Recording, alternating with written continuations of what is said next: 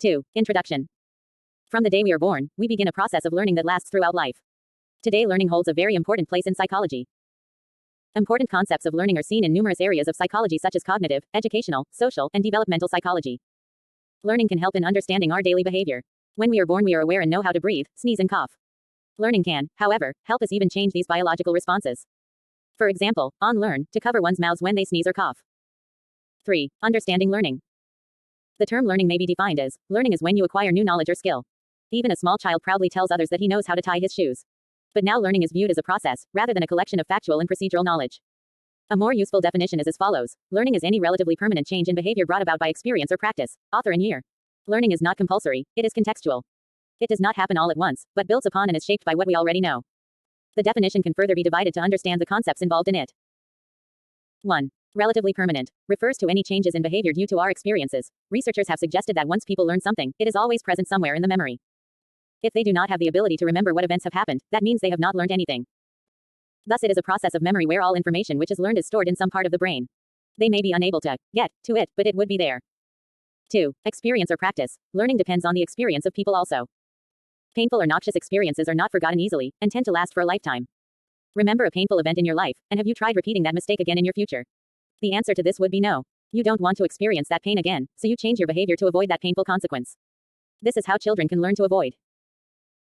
Psychology paper number. Cognitive science. Situations where they get punishments or scolding, or even touching hot objects. The opposite of this is also true, where pleasurable consequences are repeated number of times. This is another change in behavior example. 3. Does all change lead to learning? No, it is not possible that all changes can be accomplished through learning. Some changes can take place through maturation. Any change that is related to increase in height, or the size are all related to changes because of genetic setup. These growth changes in a person are natural and not through practice or experience. For example, a child learns to walk. This is due to the nervous system and muscular development which makes walking possible, and all these factors are controlled through the process of maturation. No amount of experience or practice can help a child in walking unless child reaches the stages of maturation. Therefore, any kind of change that takes place in a person's behavior is learning. Important terms in learning: stimulus and response. Before we discuss the concepts of classical and operant conditioning, it becomes necessary to understand the terms of stimulus and response. Stimulus may be defined as anything which is being perceived through our senses, which could be any event, object, or experience that causes some response. Stimulus may be defined as anything which is being perceived through our senses, which could be any event, object, or experience that causes some response. Stimuli can be simple bell, light, tones, etc. or complex text in books, lectures also. Response is any activity related to muscles or other identifiable behaviors. Therefore, it is the reaction of an organism to some event or situation. These would also include some simple responses such as blinking of our eyes, salivating, or pressing lever. Basically, it is anything which one can do. Complex forms of responses would be driving a car, reading books, etc. 4. Classical conditioning. It has been seen that psychology's major focus was on the mental activity till early 1900s, which was a cause of dissatisfaction for many research scientists. Till then also they were not able to achieve the goal of objectivity or scientific basis of research to the field of psychology. The credit for achieving this goal was accomplished by not a psychologist but by a Russian physiologist, Ivan Pavlov, who studied the workings of the body. Psychology paper number. Cognitive science. Figure 1. Ivan Pavlov, 1849-1936, devoted his entire life to science. In 1904, Ivan Pavlov won a Nobel Prize for his work, where he scientifically studied the digestive system of his dogs. This made him famous in the field of psychology. Pavlov discovered that putting food powder on a dog's tongue can lead to a response in the form of salivation from him. This was due to salivary glands that would involuntarily start releasing saliva to help in chewing and later on in digestion. This is a normal reflex which is present in both humans and animals. Pavlov soon started to notice that the dog not only started to salivate when the food was presented to them but also at the sight of the food itself. It means that dog started to salivate even before the food powder was put on his tongue. He therefore came to a conclusion that dogs started learning to respond to stimuli other than the food powder. Pavlov spent rest of his life in studying what is known today as classical conditioning or Pavlovian conditioning. Classical conditioning is thus defined as learning to make a reflex response to a stimulus other than the original one and also to the natural stimulus that normally produces it. Pavlov's experiments revealed that when dogs are conditioned a number of times they can start salivate to other stimuli also. He tried using different stimuli such as the sound of a bell. He presented this stimulus bell with the food powder. After presenting the food powder a number of times, it eventually resulted in salivation automatically to the sound of the bell. This is essential for classical conditioning. One of the stimuli, food, already produces the response, salivation. When this stimulus is further paired, or presented together with a neutral stimulus, it will lead to same response. Before even conditioning took place, the bell does not elicit any response. Over a period of time, as the two stimuli that are food and bell are presented together, the bell produces a response which is salivation. Therefore the dog conditioned to salivate to the sound of the bell. Following figure shows some of the observations studied by Pavlov. Psychology paper number. Cognitive science. Figure 2 shows the basic concepts of classical conditioning. 1. Before conditioning, Pavlov observed that a stimulus must be that which can automatically trigger a reflexive response. as learning will not exist if relationship between that stimulus and the associated response are involved. Out here the stimulus and response are considered to be unconditioned. In the experiment, when US, that is food, is presented automatically triggers or that is salivation. Further, it can be seen that before conditioning occurs, neutral stimulus must also be presented to the organism. When we look at the picture, it can be seen that when the bell NS is rung, no salivation takes place. 2. During conditioning, when we do conditioning, here the neutral stimulus, that is bell, will be presented simultaneously with the unconditioned stimulus. As you can see in the picture, the bell NS is presented with the food US that leads to salivation UR. With the repeated pairing of NS and US, the organism will learn to create a relationship between them. Psychology paper number. Cognitive science. 3. After conditioning has taken place, here the food becomes CS and salivation becomes CR, as they are both related to conditioning. Just ringing the bell, without even encountering the food, the dog salivates. 4.1 Elements in classical conditioning.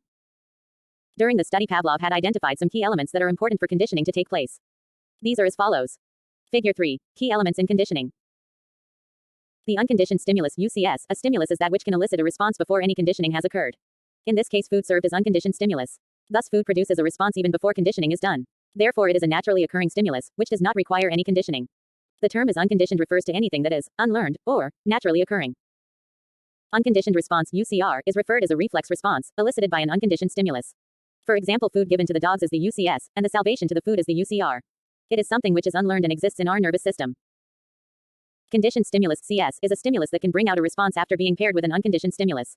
In this study, the sound of the bell will not elicit the same response until conditioning takes place.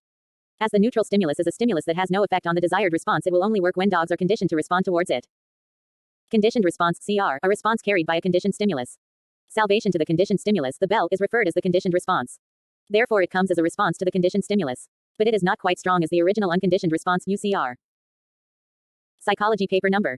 Cognitive science. Some basic principles are important aspects in classical conditioning after understanding the key elements are. 1. The CS bell must come before the UCS food. 2. The CS bell and UCS food must come very close together in time. If the interval is too long, it can interfere with conditioning. 3. The neutral stimulus must be paired with the UCS for several times before the conditioning can actually take place. 4. The CS which has been decided to achieve conditioning must be distinctive or stands out in order to elicit a response. 5. Role of conditioning in emotional response. Conditioned emotional responses. Let's look at the famous experiment which was done on humans to assess their behavior. It showed that even an emotional response could be conditioned. Conditioned emotional responses are some of the easiest forms of classical conditioning to accomplish. Our lives are full of these emotions that can be conditioned also, e.g. fears, dentist's chair. Advertisements also use people or objects to generate some emotional response towards their products. Thus following is a very good example of classical conditioning for emotional responses. Little Albert and the Rat. John B. Watson, the founder of behaviorism, believed that behavior could be explained in terms of learning. He demonstrated a classic experiment which involved a small child called Albert B., but referred as Little Albert in this experiment. According to Watson 1919, it has been said that infants were not obviously afraid of animals. In the figure below, Little Albert being conditioned to fear rats by the sound of loud noise. Figure 4. Little Albert being conditioned. Psychology paper number. Cognitive science. Source: Google Images. Watson had a notion that the child's fears can be learned through the process of classical conditioning and further set out to show this with a case. Watson showed this with a subject named Little Albert, that fear to specific situations or objects can be learned. Little Albert was not afraid of any furry animals like rabbits or rats. He was a very calm child who was very much friendly to white rats. Watson wanted to demonstrate how Little Albert could be conditioned to fear the rat. Figure 5. Elements in Little Albert experiment. A stimulus was needed by Watson to produce the response of fear to scare the little child. He knew that he could make the child cry by the sound of the steel bar which was struck with a hammer just behind Albert. When Watson started conditioning Albert, the stimuli which were presented to him was a noisy sound US which immediately followed with conditioned stimulus rat. The response that was generated is the fear to the loud sound UCR and also make them fearful to the furry rat animal conditioned response. Watson had placed the rat and the Little Albert on top of a table. When Little Albert looked at the rat, Watson would immediately strike the steel bar with the hammer, pairing the unconditioned stimulus and the unconditioned response. After repeating this for several times, Watson tried presenting the rat alone without the sound of a steel bar. The child started crying and howling. He also began crawling to go away from the rat. He was so quick that Watson and his team had trouble controlling him so that he does not fall off from the table. Thus it was observed that Little Albert had acquired his fear of the rat during this experiment. This experiment of classical conditioning is referred as the conditioned emotional response CER. 6. Principles of classical conditioning. Acquisition is pairing the unconditioned stimulus with the conditioned stimulus together. As discussed earlier, unconditioned stimulus is that which evokes a natural unconditioned response.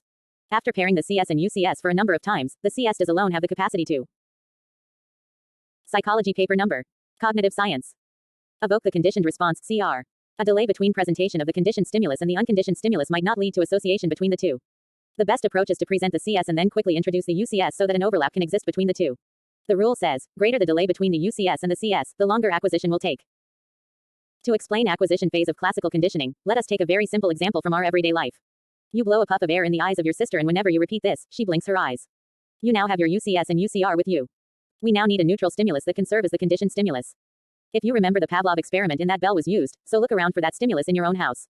After looking around, you finally think of your house doorbell. You take your little sister towards the doorway and make sure that she doesn't already blink to the doorbell. You present the doorbell and the puff of air simultaneously for a number of times.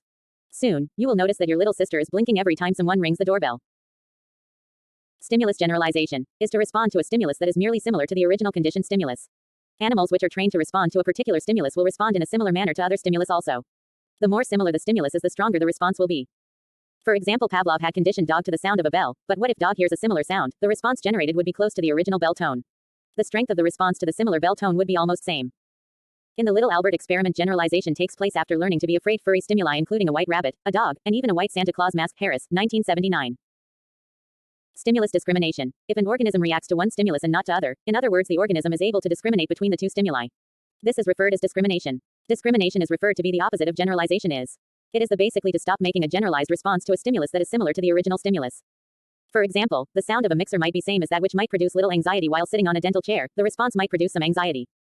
After this has been repeated a number of times, it will no longer produce any anxiety, because that drilling sound on a dental chair is associated with dental pain. A graph below shows all the important elements involved in classical conditioning, that is extinction, acquisition, and spontaneous recovery. Psychology paper number. Cognitive science. Figure 7. Graph showing elements and responses in classical conditioning. Extinction is when the response will get weaker and weaker if we present the CS over and over without the US. This process is referred as extinction. For example, in Pavlov's experiment, he had stopped giving the dogs their food.